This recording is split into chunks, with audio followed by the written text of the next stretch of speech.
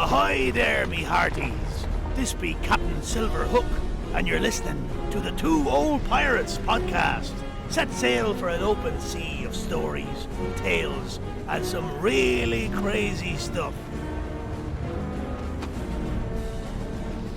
I expect you to like and subscribe, lest you be walking the plank. Ha ha ha!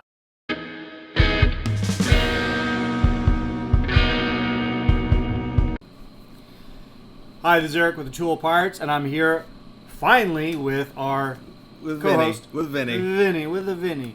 All right, Vinny's been very, very busy with a lot of things. We just talked today, how many videos do you have up on your site? It's 1,250. Okay, we're at number 72. Yeah. 72. 1,250. It's like the Polish army versus the German army in World War II. We're just not going to win. So he's more than consumed by things that he does. He also writes for BattleBots. He has a lot of... But when he does have time, we get together. Not only are we family and friends, we love doing this together and stuff. So we have a new... What did we call this type of podcast? This episode? After Dark. After Dark with Eric and Vinny. So yes, this will be a little bit on the R-rated, more adult spectrum.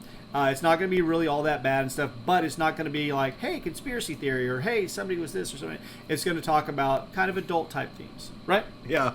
So we hope that you like this, and I'm going to let Vinny start with part A. I'll finish part B, and then we'll let you go on your way. Okay. So this will be our first stab, because we did one episode that was a bullshit story. Yeah.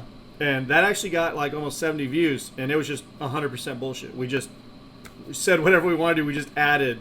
So this is 100% true, but it's going to be adult oriented. Yeah.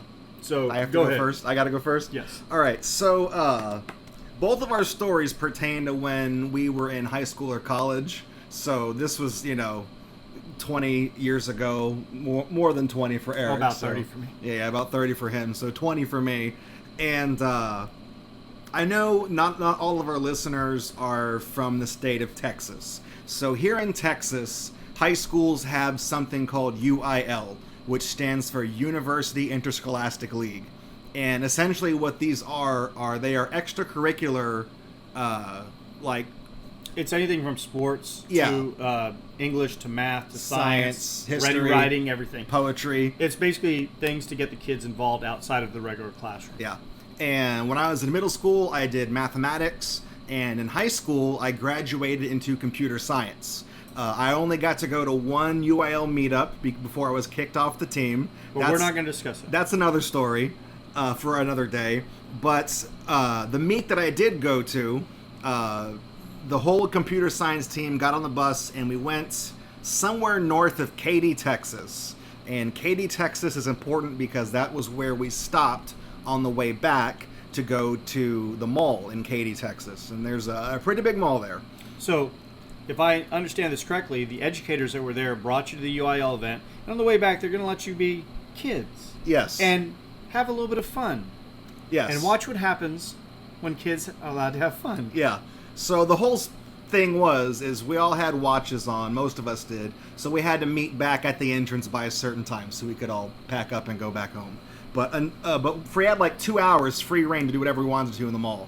So we wandered around, me and my friends got together and we went to an arcade, and then we also walked by a store called FYE, which I believe is no longer in business. They went tits up.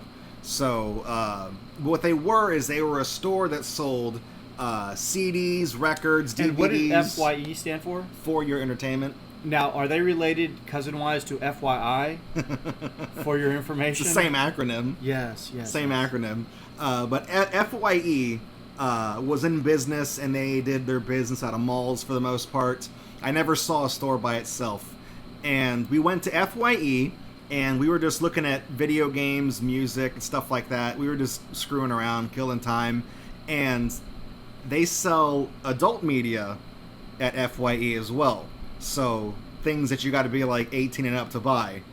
And one of the things that they sold there was Japanese animated pornography, or hentai, as it's known. And this was back when that was like a premium item. So each DVD was like $75 to $80 a piece because it was all imported. It was all, there was a premium there. So as we're looking around, one of our classmates, I don't remember his name. He was not a friend of mine. He was somebody I just went to class with. And I think he was a junior. I was a freshman that year. And he, I don't know how many he got, but he had, in his hand, he had a stack. And it had to have been at least like 6. So 6 times 80 is $480 plus tax is over $500 in Japanese pornography. And he takes this up to the register and does not get carded. The clerk behind the counter disregards the fact that there's clearly a bunch of high schoolers in the store and rings him up. He obviously he's paying in cash. None of us have credit cards, so he pays in cash over $500 for all this stuff. And he thought he was king of the day, and he had another thing coming, because when we got on the bus and we found out what he did, because he tried to flex and show off to us and be like, oh, look how cool I am, they didn't card me for this, look what I bought, we just absolutely humiliated that kid. We completely tore into him. We didn't give him a chance. He didn't say anything for the entire bus trip home, and that was like a 2+ hour ride. Every 5 or 10 minutes, one of us would chime in with something new that we thought up to just tease this kid with, and the cycle would start again.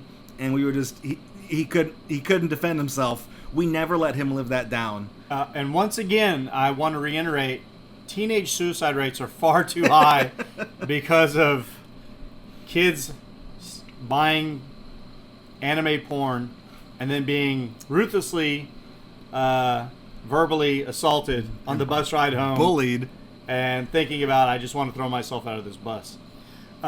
So piggybacking off of that, when we were discussing what we would say if we had our first, what's this kind of episode called again? After Dark. After Dark.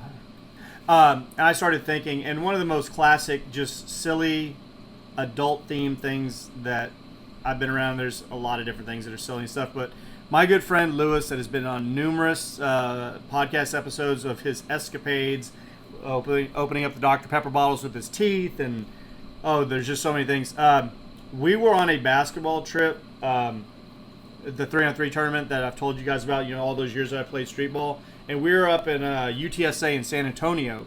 And one night on the Saturday of the tournament, all 4 of us were out driving around, and Lewis saw an adult bookstore type adult shop. And he's all, Wolf, man, stop in there. And I was like, what are you going to do? He's like, I just want to go in and see what it's like. So I pull in, and the other guy with me, Dave, he's sitting in the front. We're listening to Green Day. They just brought out their first cassette that was really sold. Dookie? Yeah. And so we're listening to that, and Edward, I call Valley Rat, Edward and Lewis go in, and they're in there for about 20 minutes. When they come back out, Edward doesn't have anything, and he's just like shaking his head. And Lewis has the biggest grin on his face, like a little kid, and he gets in. And we started driving away and stuff, and he's very, very excited. I was all, what did you get? Because he had a small brown paper bag that you put something in. Like the kind they put cans of beer in at the convenience store? So it wasn't very big, whatever he bought and stuff. And he's all, just wait till we get to the house. So we get back to the house and stuff, and we're sitting there, and Edward goes upstairs, and David goes to watch TV, and he's all like, check it out, DeWolf. And he pulls out a condom in the wrapper of Count Chocula. It had Count Chocula on the top with the fangs, and it was Count Chocula. And then it was a condom that had been coated in chocolate powder, like that you'd make cocoa with or something. And it's basically, it was a gag gift. It's just something that you'd have. It was, I guess, a workable condom, but it was kind of a gag gift that you'd give somebody. And Lewis saw it and thought, this is amazing, it's awesome and stuff, and he bought it. And so we just thought it was the stupidest thing ever that he'd buy a chocolate powdered condom. But then, about 6 months later, I get a phone call from Lewis, and what do you think happened? He used it, didn't he? The sick son of a bitch used it. He calls me, And he's all, DeWolf, guess what?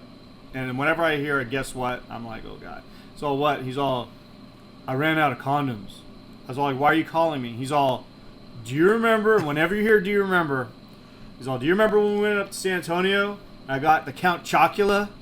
I was like, yeah. He's all, my girl came over and I didn't have anything else, so I opened up the drawer. I used it, man. I used it.